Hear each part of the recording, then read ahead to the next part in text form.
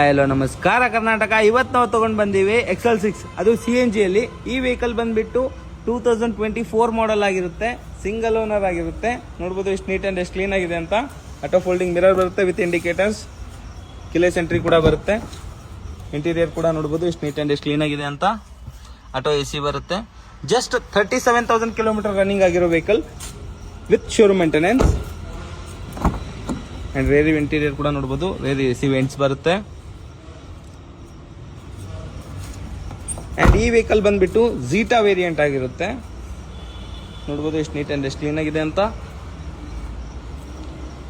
Tyre condition and mag wheel condition ಕೂಡ ನೋಡ್ಬೋದು. 60% tyres ಇದಾವೆ.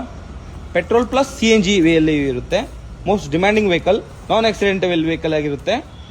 ಅಂಡ್ ಈ ವೆಹಿಕಲ್ ಪ್ರೈಸ್ ನಾವು ಹೇಳ್ತಾ ಇರೋದು 12,75,000, 12,75,000. ಅಂಡ್ ಈ ವೆಹಿಕಲ್ ನೋಡ್ಬೇಕಂದ್ರೆ ನೀವು ಬರಬೇಕು. ಕೆಳಗಡೆ ಅಡ್ರೆಸ್ ಮೆನ್ಷನ್ ಮಾಡಿರ್ತೀನಿ, ಕಾಲ್ ಮಾಡಿ, ವಿಸಿಟ್ ಮಾಡಿ. Thank you.